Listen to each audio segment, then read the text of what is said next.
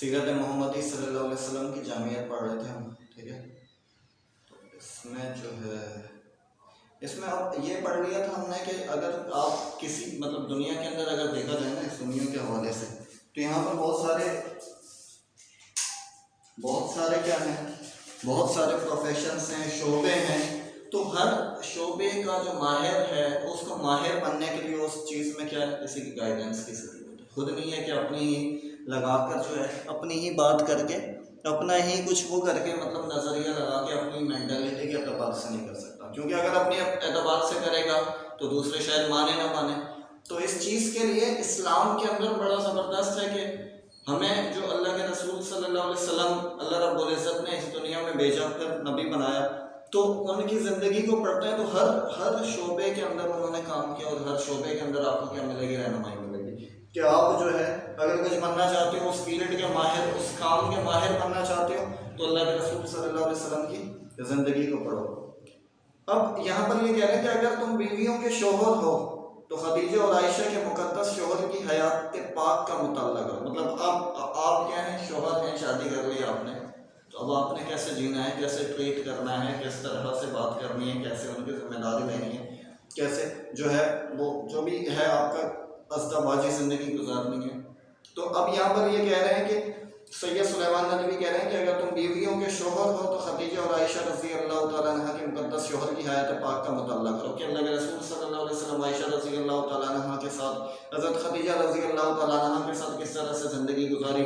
اب یہاں پر دیکھتے ہیں ہم کہ بھائی لوگ بہت چودھری ہیں اور بڑے ہی مطلب بڑے لوگ ہیں باہر، اور گھر میں اتنے ہی کیا ہوتے ہیں، بغیرت ہوتے ہیں، ذلیل ہوتے ہیں، بیویوں کے ساتھ کیا ہے اتنے ہی بدتمیز جاہل ہوتے ہیں. وہ سمجھتے ہیں کہ بیوی کیا ہماری زندگی نو کیا.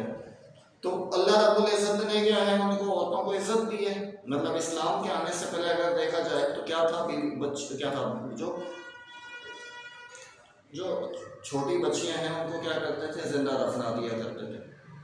اس کے بعد کیا ہوا، اچھا بیٹیوں کو، بیٹیاں ہیں، بیٹی پیدا ہوئی زندہ دفن کر دیں گے. بیوی ہے، اس کے شوہر کا انتقال ہو گیا تو کیا ہوتا ہے، پھر اس کا بیٹا ہی اس سے شادی کر لیتا ہے. اب بیٹی کے بارے میں یہی ان کے خیالات ہیں کہ کیا ہے کہ یہ جو ہے پیدا ہوگی، بھائی کھائے گی پیے گی اور کسی دوسرے کے گھر کی چلے جائے گی. تو اس کا مطلب یہ ہے کہ ہمارا پیسہ بھی ختم ہو جائے گا، ہماری عزت کی بھی ایسی کی تیسی ہو جائے گی. مگر اللہ کے رسول صلی اللہ علیہ وسلم نے آ کر بتایا، ان کی زندگی سے ہمیں پتہ چلا کہ بھائی کیسے عورتوں کو عزت جو ملی ہے اصل میں وہ ملتی ہے جو یورپ والے اور امریکہ والے آج کل جو چل رہا ہے. تو یہ اس چیز کو، اس سے تو مطلب وہ جو عزت کا جو معیار ہے وہ اور گرتا جائے گا.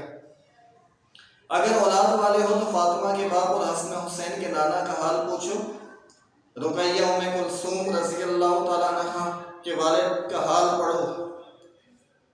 اب یہ کہہ رہے ہیں کہ اگر والد ہو آپ، باپ ہو آپ، تو نبی علیہ السلام کو دیکھو کہ وہ کس طرح سے فاطمہ رضی اللہ تعالیٰ عنہ اور 3 بیٹیاں تھیں، حضرت ام کلثوم رضی اللہ تعالیٰ عنہ، حضرت رقیہ رضی اللہ تعالیٰ عنہ، حضرت زینب رضی اللہ تعالیٰ عنہ.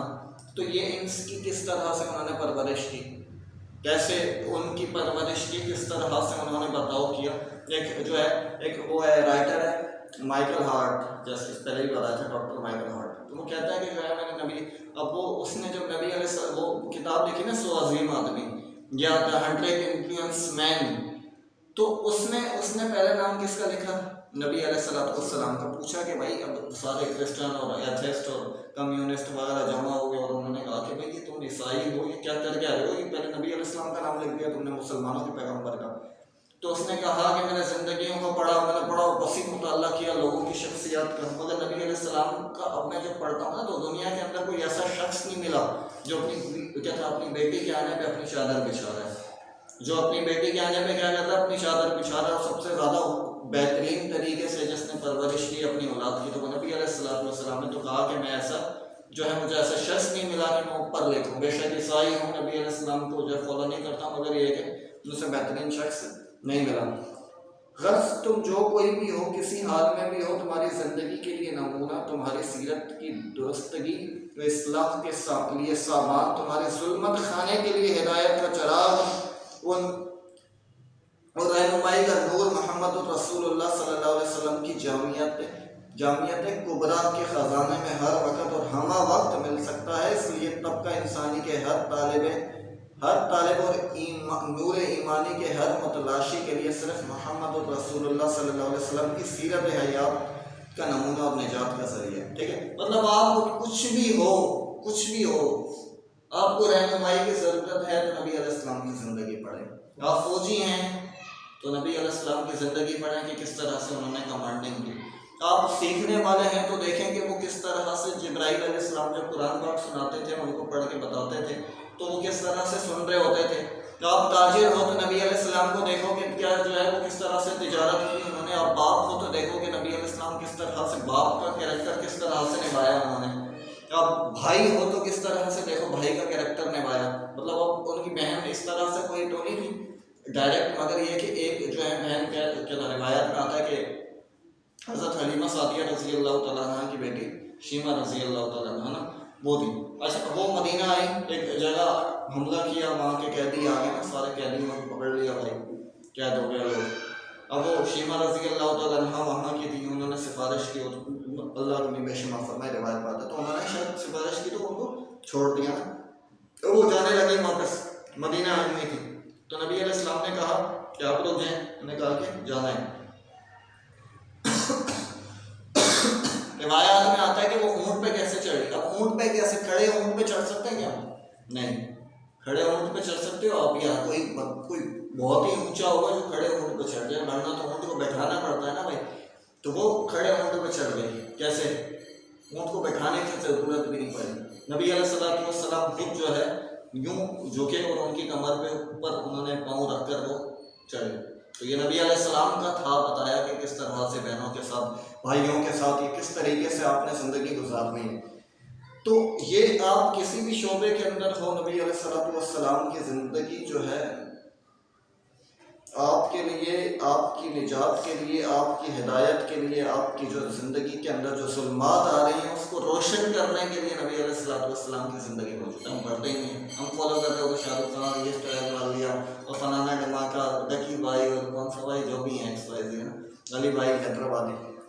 تو یہ ہمارے وہ ہیں. جس کی نگاہ کے سامنے محمد رسول اللہ صلی اللہ علیہ وسلم کی سیرت ہے، اس کے سامنے نوح علیہ السلام، ابراہیم علیہ السلام، ایوب علیہ السلام، یونس علیہ السلام، موسیٰ علیہ السلام، عیسیٰ علیہ السلام، تمام کی سیرتیں موجود ہیں. مطلب جس نے نبی علیہ السلام کی سیرت کو پڑھ لیا اس کا مطلب اس نے تمام نبیوں کی سیرت کو پڑھ لیا. ہر نبی نے یہی کام کیا، کرنا حق کی دعوت دی، اور پریشانیاں اور مشکلات اور اللہ کے لیے کیا تھا اپنی زندگی، مطلب پوری کی پوری زندگی صرف کر دی. تو وہ پوری کی پوری جو ہے وہ سارا کا سارا نبی علیہ السلام کے اندر جو ہے اللہ رب العزت نے ان کو وہ بھی بنایا اس طریقے کا. گویا تمام دوسرے انبیاء کرام کی سیرتیں صرف ایک ہی جنس کی اشیاء کی دکانیں ہیں، اور محمد رسول اللہ صلی اللہ علیہ وسلم کی سیرت و اخلاق و اعمال کی دنیا کا سب سے بڑا بازار مارکیٹ ہے، جہاں ہر جنس کے خریدار، ہر شے کے طلبگار کے لیے بہترین سامان موجود ہے.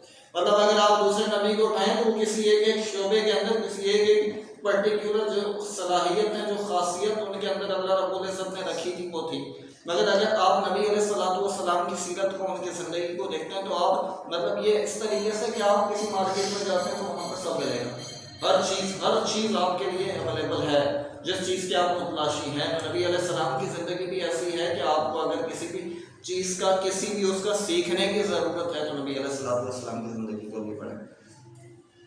ابو سفیان رضی اللہ تعالیٰ عنہ جو نبی علیہ السلام کے سب سے بڑے حریف تھے، فتح کے دن وہ حضرت عباس رضی اللہ تعالیٰ عنہ کے ساتھ کھڑے ہوئے اسلامی لشکر کا تماشا دیکھ رہے تھے. ابو سفیان جو ہیں یہ نبی علیہ السلام کے کیا تھا رشتہ دار ہیں. تو یہ کہتے ہیں کہ نبی علیہ السلام کے سب سے بڑے حریف تھے، دشمن تھے پہلے، اور سردار تھے. ابو جہل کے بعد جو ہے انہوں نے بڑی بڑی جنگوں کے اندر انہوں نے وہ خندق اور احد کے اندر یہی سپہ سالار رہے ہیں، تو دشمن کے طور پر آئے. فتح مکہ کے دن وہ عباس رضی اللہ تعالیٰ عنہ کے ساتھ کھڑے ہوئے اسلامی لشکر کا تماشا دیکھ رہے تھے. مطلب اب جب فتح مکہ ہونے لگا، مکہ فتح ہونے لگا اور اسلامی فوجیں آنے لگی، بھائی 10,000 کی فوج تقریباً آ رہی ہے.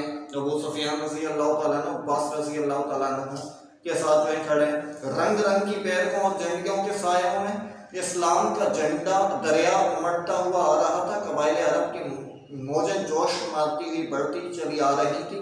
ابو سفیان آنکھیں اب بھی دھوکھا کھاتی ہیں. وہ عباس رضی اللہ تعالیٰ عنہ کو کہتے ہیں کہ عباس تمہارا بھتیجا تو بڑا بادشاہ بن گیا ہے، مطلب یہ جو جس کو ہم نے نکالا تھا مکہ سے یہ تو بادشاہ بن گیا، یہ تباہی مطلب آتنک مچا دیا یہ تو۔ جس طرح سے فوجیں آ رہی ہیں، جو بھائی بڑی فوج آ رہی ہے مکہ کے اندر، مکہ فتح کرنے کے لیے، تو ابو سفیان کہتے ہیں کہ یہ تو تمہارا بھتیجا جو ہے یہ تو بادشاہ بن گیا ہے۔ عباس رضی اللہ تعالیٰ عنہ کی آنکھیں کچھ اور ہی دیکھ رہی تھی، اور ابو سفیان فرمایا کہ ابو سفیان یہ بادشاہی نہیں، یہ نبوت ہے، یہ بادشاہت نہیں ہے، یہ نبوت ہے۔ مطلب یہ جو تم دیکھ رہے ہو، تم بظاہر تو نہیں دیکھ پا رہی، یہ تو اصل میں تو نبوت ہے۔ بادشاہت کیا تھی کہ جس طرح سے نکالا، جس طرح سے ظلم کر کے زیادتی کر کے نکالا، تو واپسی میں انہوں نے اگر فتح پا لی تو اس کے بعد چھوڑنا تھوڑی تھا، سب کی گردنیں اڑا دیتے، سب کی گردنیں دڑ سے کیا کرتے تھے، الگ کرتے تھے، مگر کیا کیا، معاف کر دیا، سب کو معافی کا اعلان کر دیا۔ کہا کہ جو ابو سفیان مکہ میں جائے گا اس کو امان دی، کہا کہ بھائی مکہ کے اندر تو اتنی جگہ نہیں ہے، تو جو مکہ کے باہر ہوا، کہا ابو سفیان کے گھر میں جو گیا، نبی علیہ السلام فرماتے مفہوم ہے کہ جو ابو سفیان کے گھر میں جس نے پناہ لی اس کو کیا دی، امان دی۔ جس نے ابو سفیان کے گھر بھی نہیں، جس نے اپنے گھر میں رہا، گھر سے باہر نہیں نکلا، اس کو امان ہے، اس کو کچھ نہیں کہا جائے گا۔ جس نے ہتھیار چھوڑ دیا اس کو بھی کیا دی، امان دی۔ تو یہ نبوت تھی، یہ معاف کرنے کا جذبہ تھا۔ آپ کو کوئی دھکے دے کے نکالے، اور دھکے نہیں دے کے نکالے، آپ کے ساتھیوں کو بھی دھوئے، صحیح سے مارے پیٹے، گالیاں بھی دے، اور آپ کا جو نظریہ ہے وہ صحیح ہے آپ کا، اور وہ آپ کیا چاہتے ہو، آپ کو اس کو پیسے ویسے نہیں مل رہے، کچھ مل نہیں رہا، بس آپ کیا چاہتے ہو کہ وہ لوگ کیا ہو جائیں، صحیح ہو جائیں، اس پہ آپ کو بولیں گے دفعہ ہو جاؤ، پاگل ہو، یہ ہو وہ، گالیاں بھی دیں گے، ماریں گے بھی، آپ کے دوستوں کو شہید بھی کر دیں گے، اس کے بعد بھی پھر معاف کرنا، مطلب یہ نبوت ہے۔ یہ عدی بن حاتم قبیلہ طے کے رئیس حاتم طائی کے فرزند تھے۔ عدی بن حاتم قبیلہ طے کے رئیس مشہور حاتم طائی کے فرزند تھے عدی بن حاتم، اور مذہباً عیسائی تھے۔ وہ حضور علیہ السلام کے دربار میں آتے ہیں، صحابہ کرام کی عقیدت مندیوں اور جہاد کا ساز و سامان دیکھ کر ان کو اس فیصلے میں دقت ہوتی ہے کہ محمد رسول اللہ صلی اللہ علیہ وسلم بادشاہ ہیں، یہ پیغمبر۔ رفتاً مدینے کی ایک غریب لونڈی آ کر کھڑی ہو جاتی ہے اور کہتی ہے کہ حضور صلی اللہ علیہ وسلم سے کچھ عرض کرنا ہے۔ فرماتے ہیں کہ دیکھو مدینے کی جس گلی میں کہو میں تمہاری بات سن سکتا ہوں، یہ کہہ کر اٹھ کھڑے ہوئے اور اس کی حاجت پوری کرتے ہیں۔ اس ظاہری جاہ و جلال کے پردے میں یہ عجز و خاک ساری فوراً گلے سے سلیب اتار دیتے ہیں۔ عدی بن حاتم رضی اللہ تعالیٰ عنہ اور محمد رسول اللہ صلی اللہ علیہ وسلم کے حلقہ اطاعت اپنی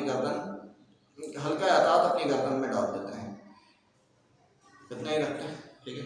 مطلب یہ ہے کہ عدی بن حاتم طائی کے بیٹے ہیں، اب وہ آئے نبی علیہ السلام کی خدمت اور تھا کہ ایمان لے آئے۔ اب وہاں گئے تو وہاں دیکھا کہ وہاں پر بھی بادشاہوں والا وہ چل رہا ہے، بھائی مال دولت اور صحیح سے یہ وہ پڑے ہوئے ہیں، تو انہوں نے کہا یہ تو وہ چل رہا ہے، مگر دیکھا کہ ایک غریب سی عورت آئی، بوڑھی سی عورت، اور کہا کہ بھائی تمہارے سردار سے ملنا ہے۔ تو نبی علیہ السلام نے فرمایا کہ جہاں پر چاہو وہاں پر ہم بات سنیں گے آپ کی، آپ کا جو خیال، آپ کی جو بھی مسئلہ ہے اس کو کیا کریں گے، حل کریں گے، جب بولیں گے جہاں بولیں گے۔